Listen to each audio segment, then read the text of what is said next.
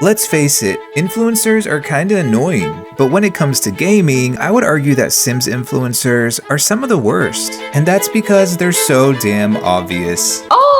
They seemingly have no qualms about lying to their audience. I feel bad lying to you guys. Or manipulating their viewers. I built for it. I built 3 of the lots in the new pack. Or simply taking a check to promote the 84th DLC for this game. And to further prove my point, we're gonna talk about some Sims YouTubers. By the way, I never give you guys the whole please don't send hate to anyone in this video spiel, because honestly, I think that's patronizing. When I talk about other YouTubers on here, I'm not hating on them. Believe me, if my goal was to hate, I would have ate them all up already. In fact, I have reason to believe that the only person the Sims community is allowed to send hate to is me. Hey Siri. Call my therapist.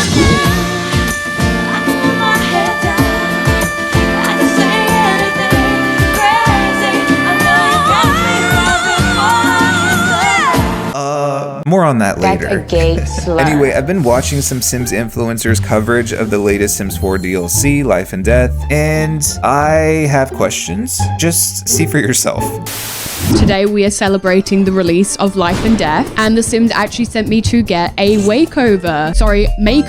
I was lucky enough to have my makeup done by the Shania Paris. What in the hell? And they also arranged for me to have my makeup done. What in the beauty influencer is going on? Apparently EA hired a semi-famous makeup artist to do a bunch of Simmers makeup, and in turn they made videos promoting the latest DLC. What's next? Is James Turner gonna come out with the Sims themed eyeshadow palette? Honestly. Who actually gave me a Sims Life and Death expansion pack makeover. What in the Black Mirror episode is going on? So The Sims actually invited me to go to a studio and get my makeup done. Okay. Obviously, these videos are sponsored, and I'm not hating on these influencers for taking this opportunity. I just don't see the connection. Like, it's so random. Thank you to The Sims for sponsoring this section of the video. So they're not just getting free copies of the game, they're also getting paid cash or getting gifts and services in exchange for making these videos. But the glaring elephant in the room is, why the hell is EA doing Simmers makeup now? It's getting weird. Long gone are the days where if you wanted to play a game, you just bought it yourself. The days where you didn't need a company to send it to you for free or write you a check for playing it, or pay a celebrity makeup artist to do your makeup. Who actually gave me a Sims Life and Death expansion pack makeover. Or send you a $3,000 PC to play it on. They did send me a gaming PC. Yes, I still have one foot firmly placed on Enzoi's neck.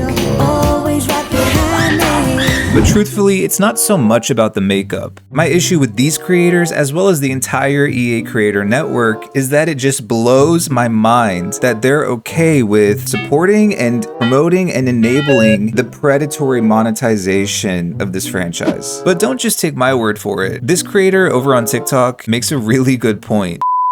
I think one of my least favorite categories of people is Sims 4 influencers, and they do this while also pushing forward some of the most predatory practices in gaming. They are keeping the zombie-fied corpse of the Sims 4 alive for this company to keep selling you $40 plus packs of shite. Like, do these creators not even think about that when they decide to take a check in order to promote the 84th DLC? It's just mind-boggling that they don't care about the optics of doing that. Not to mention that a lot of this DLC that they're hyping up and trying to sell to their viewers is broken, bruh. So I don't give a damn, I'm just gonna say it. This is anti-consumer behavior. But in my investigations, I found that EA actually has a history of using YouTubers to promote their games in a manner that we'll just say is suspicious. Back in 2013, EA had just released 2 major titles, Need for Speed Rivals and Battlefield 4. This was before the official creation of the Game Changers program, which is now known as the EA Creator Network. But around that time, a document was leaked online that revealed EA was paying off YouTubers to promote these games. These are the 2 documents that were leaked as confirmed by Verge. Now, there's 2 hilarious things about this. First, they explicitly told these YouTubers not to mention anything about bugs or glitches in these games. They literally said, if you say the bad, you don't get the bag. Secondly, and this is even more problematic in my opinion, EA allegedly told these YouTubers that they should not disclose that they were being sponsored to their viewers.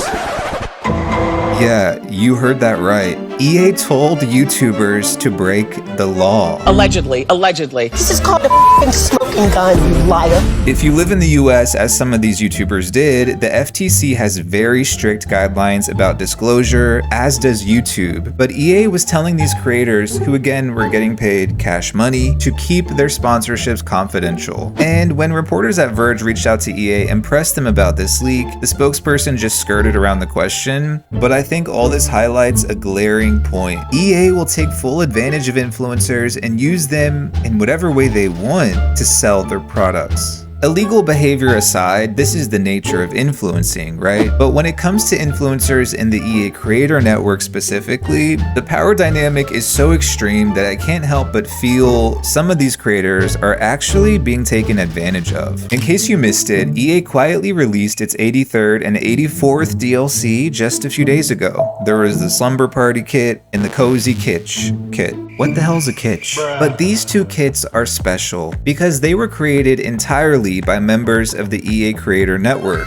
They made the items, they wrote the descriptions for the items, they even named the kits. They did everything. And kid you not, I have thoughts. These beautiful kits are a blatant ripoff. Do people need to be reminded that if you play on PC as the majority of players do, you can just get custom content for free? The number of Sims influencers I've heard who have said, oh, it's so great that they're doing this and supporting CC creators. I'm sorry, what? Players were always able to support CC creators if they wanted to. As a matter of fact, these two creators already have Patreons, and one of them makes over 400 euros a month on Patreon. And they deserve that. I'm not saying they don't, but the main issue is I don't agree with the Sims team taking content that is traditionally free, then putting a cutesy Sims 4 logo on it, and then selling it to players. After EA takes their cut, that is. I don't know why we're celebrating this. Before we know it, they're gonna recruit modders and start making official paid mod kits for the game too. Oh shit, not me giving them ideas. Another thing I have to ask, after 84 DLC, is it not just content overload at this point? How much do you need? It's a serious question, babes. How many more shelves do you need in this game? How many more pajamas and chairs Another casual sofa. Oh my gosh, I love this. are required before you are satisfied?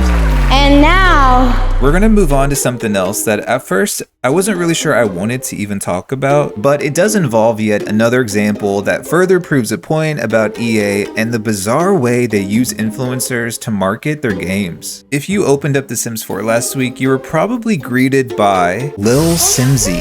Girl, what are you doing in there?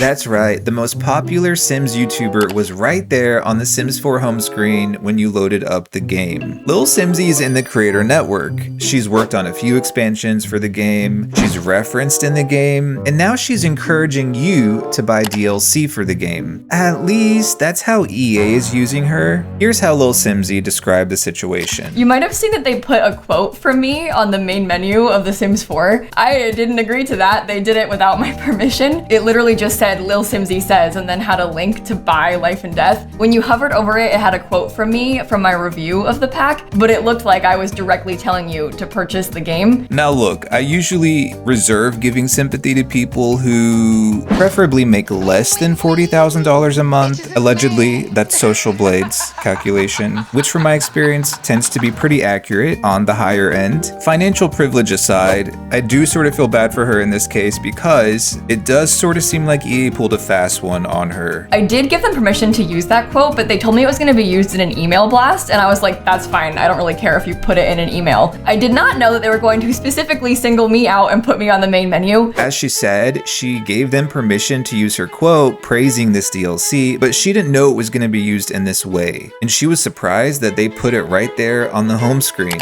So I just want to say, and this is directed at EA, not Lil Simsy, what game uses a quote from a YouTuber to try to sell DLC? Is this what EA is resorting to now? It's weird. Also, I think it's wrong on so many levels to use an influencer who has a lot of young fans, many of whom are children and teens, to try to hawk DLC. And for someone like Lil Simsy who constantly has to reassure her audience that her opinion is her own and she's not being paid by EA, this doesn't do her any favors. In her own words, she's already dodging accusations of being an EA shill. And I already get accused of being an EA shill. I get comments all the time from people being like, Lil Simsy is an EA shill. She's their #1 salesperson. She's in their pocket. And she's fully aware of these allegations. When I saw her name on the Sims 4 home screen, that was my immediate thought that, oh my god, people are gonna accuse her even more now. So I posted a snarky tweet with a picture of Lil Simsy's quote that said, oh, she's not beating those in EA's pocket allegations.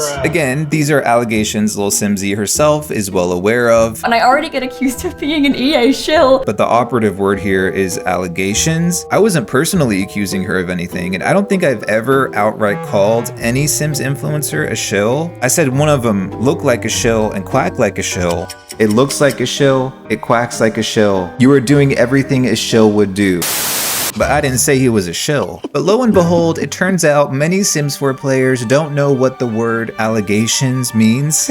So in the span of 24 hours on a random Tuesday afternoon, while I was busy working at my real job, by the way, I received over 200 hate comments. Actually, more than that if you count the posts from my obsessed haters who screenshotted my tweet and encouraged more people to attack me. Honestly, who knew? Cute, innocent Lil Simsy stans are some of the most toxic people online.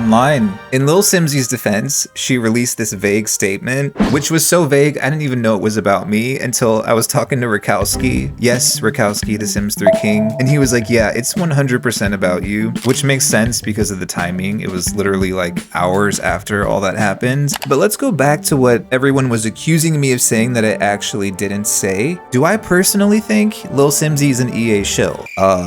What's your definition of a shill? Is EA giving her money every time she posts a video? No, but has she been paid by EA to work on DLC? Yes. Does she get money from EA when people use her creator code? Yes. Has EA sent her free merch and free DLC? Yes. Is she in direct communication with employees at EA? Yes. Does she market The Sims 4 for EA and encourage people to buy DLC? Yes. I'm just not really in the mood to like sell kits for them. And now obviously these new packs have come out and I've made this video basically selling them for them. Does that make her a shill? I will let you decide. And frankly, a lot of you have already decided. Many people think Lil Simsy and the entire EA creator network are just glorified salespeople. And that's obviously not my doing. When you choose to join something like a creator network where you're essentially tasked with marketing games for a company, you invite those criticisms. Isn't that obvious? It's EA's product that a lot of these creators rely on for their livelihood.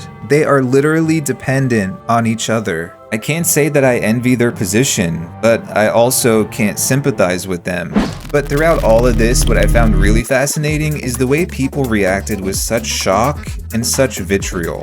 These extreme reactions show just how much the Sims community is averse to people with different opinions. Let's be so real, 95% of Sims content creators are all just saying the same shit over and over again. Nobody says anything new these days. We don't have people out here speaking up about the messed up monetization of this game. We're questioning EA and the creator network and what they tell us. We're holding this company accountable. But all the mean comments really help fuel my Jesus complex, so thank you guys. I'm being nailed to the cross like Jesus was. I want to end this video by telling you a story about someone in the EA creator network who was actually in the Battlefield community. If you don't know what that game is, it's basically EA's version of Call of Duty. So a few years ago when Battlefield 2042 came out, there were a lot of people who were really disappointed with the quality of that game. It was plagued by technical issues and a lack of features, all of this which is reflected in the game's Metacritic score, which is quite low compared to previous iterations of Battlefield. And a Battlefield player in the EA creator network actually decided to leave the network because he was so disappointed in the quality of their product that he couldn't support it any longer. When I saw the Reddit post that he made about all this, it was like, wow, integrity, conviction. I guess we can add those to the list of words the Sims 4 community has simply never heard of. I think that was